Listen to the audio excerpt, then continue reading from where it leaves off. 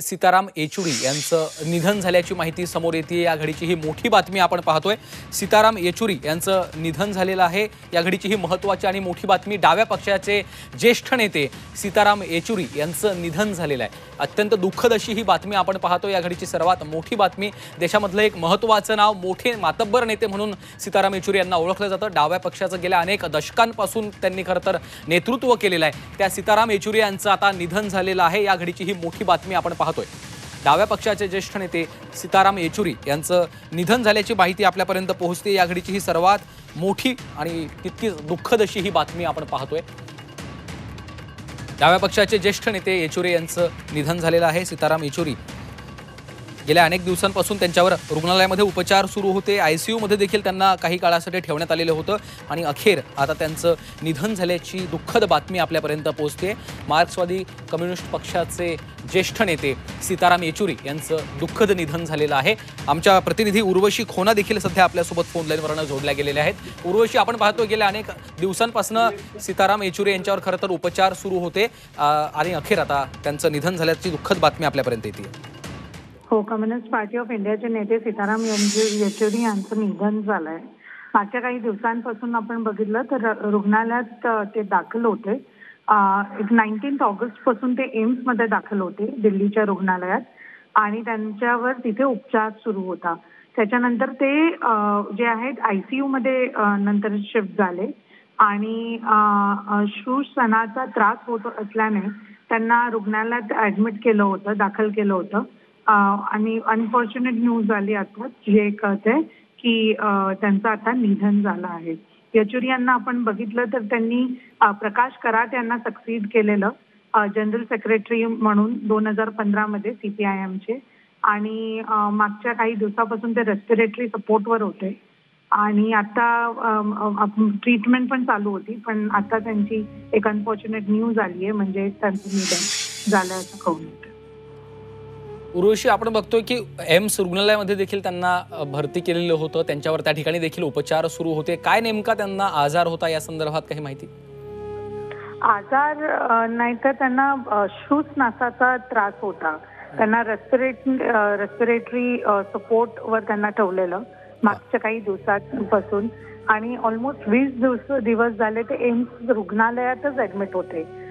तिथे एक नॉर्मल युनिटमध्ये पहिले ऍडमिट झाले, त्याच्यानंतर ते आयसीयू मध्ये शिफ्ट झाले आणि त्यांना आयसीयू मध्ये शिफ्ट केलं गेलं आणि इमर्जन्सी वॉर्डमधून ते आयसीयू मध्ये आणि आता मागच्या काही दिवसांपासून त्यांच्यावरती ट्रीटमेंट असून त्यांची जी तब्येत आहे ती हळूहळू डिप्लीट होत चालली आणि आताच काही मिनिटापूर्वी आपल्याला कळालं की त्यांचं निधन झालंय। सीताराम येचुरी त्यांचा आपण एक इनपुट बघितलं तर खूप मोठ्या लेवलवर आहे। सीपीआयएमचे खूप मोठे लीडर होते, जनरल सेक्रेटरी पण होते खूप वर्षांपासून आणि रिसेंटली प्रकाश कराट यांना जे सक्सीड केलं 2015 मध्ये।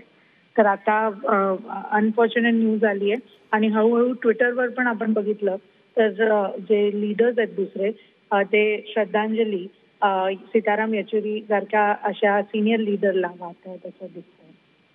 हो, निश्चितच उर्वशी, आपण जर बघितलं असेल तर देशामधल्या डाव्या चळवळीतलं एक महत्त्वाचं आणि मोठं नाव म्हणून सीताराम येचुरी यांच्याकडे खरं तर कायम पाहायला गेलेलं आहे, पाहायला जाईल यापुढे देखील। मात्र त्यांची जी संसदेतली जी भाषणं होती त्याची देखील बरीच चर्चा व्हायची आणि अत्यंत अभ्यासू नेतृत्व म्हणून देखील त्यांच्याकडे बघितलं जायचं।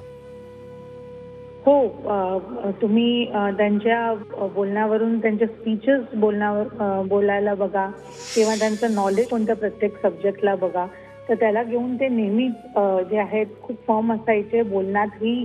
त्यांचं एकदम असं एक मेसेज ते पोहोचवणाऱ्या सारख्या अशा ह्याला हे होतं आणि आता हे पण कळून होतंय की एम्स मध्ये जेव्हा ते ऍडमिट होते आणि त्यांच्या रेस्पिरेटरीमध्ये प्रॉब्लेम होतं, पण त्यांना न्यूमोनियाही झालेलं, हेही आताची बातमी आपल्याला कळतंय आणि मग त्या प्रोलॉंग इलनेस नंतर आता जे आहे म्हणजे त्यांच्यावरती हळूहळू त्यांची तब्येत जी आहे डिप्लीट व्हायला गेली आणि आता जे आहे ते त्यांचं निधनाबद्दल कळून येतं। उर्वशी, राजकीय वर्तुळामध्ये देखील खरं तर आता ही मोठी शोककळा पसरली आहे. राजकीय वर्तुळातल्या काही मान्यवरांनी श्रद्धांजली अर्पण केली आहे. कोणी काही त्यांच्याबद्दल काही बोललंय?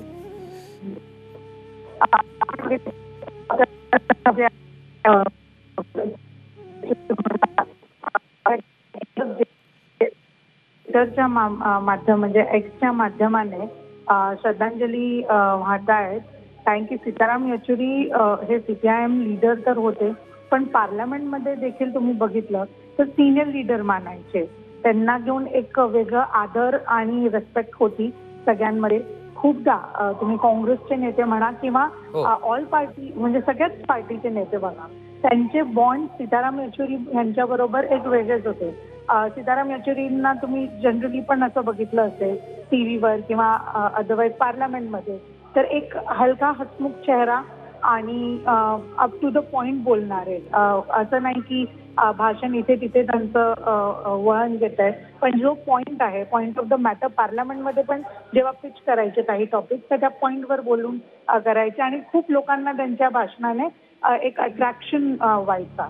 तर नक्कीच आपण बघतोय की खूप असे लोक आहेत काँग्रेस BJP वरून वेगवेगळ्या लीडर्स आता सीताराम येचुरी यांना श्रद्धांजली जे आहेत वाहतायत. खास करून एक्सवर आपण बघितलं तर जे आहेत त्यांचे कमेंट्स येत आहेत.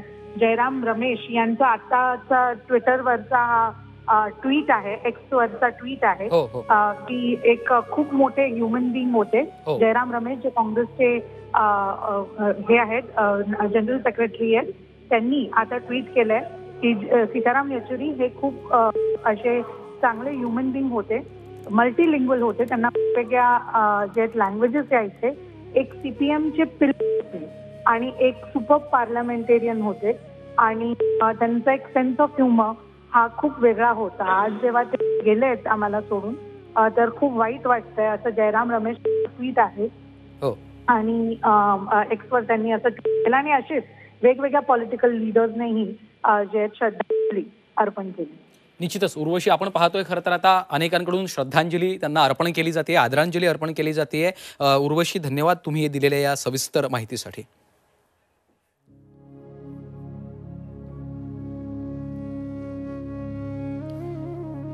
हॅलो.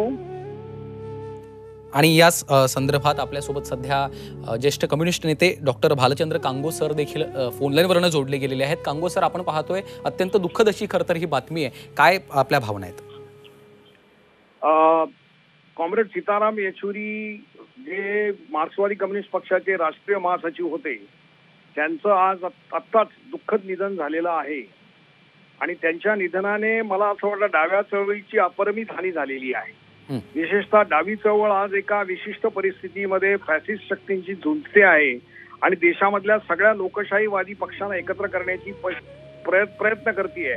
अशा वेळेस या भूमिकेचा पाठपुरावा करणारे सीताराम येचुरी आमच्यामध्ये नसणं ही फार मोठी धक्कादायक गोष्ट आहे आणि त्याचा फटका चळवळीला बसणार आहे.